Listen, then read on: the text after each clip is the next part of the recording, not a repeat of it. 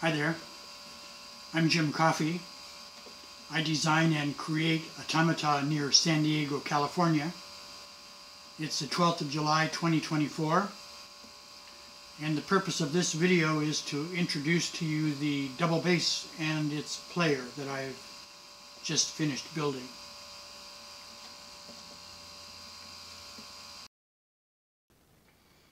Some of you know that I perform weekly with a street organ that I've adorned with automata. The automatons include a carousel, a Ferris wheel, a ball spinning seal, an airship,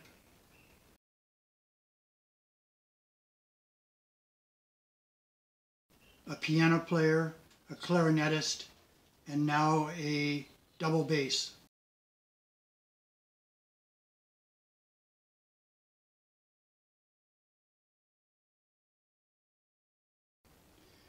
The double bass player began life as a timber kit. However, you will see that the automaton started taking on its own personality very early in the build. I had several motion goals. I wanted the left hand to move up and down the neck. I wanted the right hand to strum. I wanted the figure's torso to rock slowly in a random motion as if swaying with the music. And I wanted the double bass to also move along with the torso. And lastly, I wanted the head to turn just slightly left and right. Because I perform 4 hours at a time, I need the double bass to be reliable for several hundred hours of under-power performance. It will receive regular servicing annually. I began the build by creating the double bass instrument itself. I designed a mechanism which fits into the body of the double bass that controls both the left and right arms. The left arm uses telescoping square tubing to help provide reliable motion. Next, I prototyped a Geneva mechanism that I wanted to use to power the musician's arms. This was a frustrating experience for me. I liked the Geneva mechanism. It's fascinating, it's fun to watch. I learned how to create a reliable mechanism in my CAD program, and it 3D printed well. But for this application, it simply was not the correct mechanism to use. I switched my approach to a simple lever driven up and down by a wheel and a link. Next, I assembled the musician. This figure includes a conventional wrist joint, a custom articulated wrist joint made from a small ball bearing assembly and a model aircraft wing flap hinge, leather knee and elbow hinges, and special 3D printed shoulder hinges.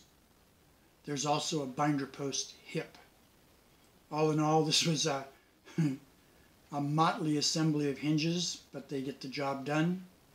If I was to create another one of these, I would not hinge the joints the same way that I did for this build.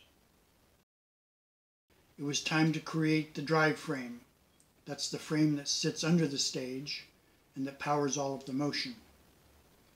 Actually, there are two understage modules involved. One of the modules is the power module, which includes the motor, the power supply, and the on-off switch. The double bass will be sharing the stage with another automaton, so this power module will be a shared module. The second module needed is the one required to provide the motion to the double bass. This module was designed in FreeCAD and then 3D printed. The assembly includes stainless steel shafts, ball bearings, 3D printed spur and bevel gears. Hardwood and plywood have also been used. This drive frame attaches below the stage with just 2 screws. It's easy to remove for service. Part of the motion desired is what I think of as random and erratic motion. Here you see the mechanism that provides this random motion. It's pretty simple. 2 pins that move at different speeds and a spreader that is controlled by the 2 pins. As the pins move, the spreader moves. As the spreader moves, the figure moves. After tweaking the drive frame until I got the motions that I wanted, I started fleshing out the body of the figure and added the 3D printed head. The skeleton of the figure is hardwood. The hardwood is glued and hinged together. The body that I fabricated is made from layer after layer of DAP Drydex spackling compound. So this goes on in thin layers. I let each layer properly dry.